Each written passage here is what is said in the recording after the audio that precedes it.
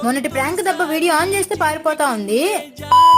Hello guys, welcome back. మీరు కనుక మన వీడియోని ఫస్ట్ టైం చూస్తున్నట్లయితే అలా లైక్ అండ్ సబ్స్క్రైబ్ చేసుకోవచ్చు కదా. ఈ 1 minute షార్ట్ వీడియోలో నా 1 day లైఫ్ చూపించబోతున్నాను.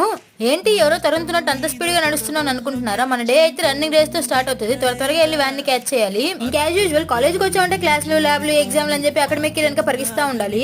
ఇంక ఈ రోజు మాకైతే ఇంటర్నల్ ప్లస్ ఎక్స్టర్నల్ 2 ఎగ్జామ్స్ కలిపి పెట్టారు. వీళ్ళు నమ్ముకొని వచ్చాం అనుకుంటే నెత్తిని తడుగుడ్డు వేసుకోవాలి. అందుకే మనం ఫుల్ గా ప్రిపేర్ అయ్యేస్తాము.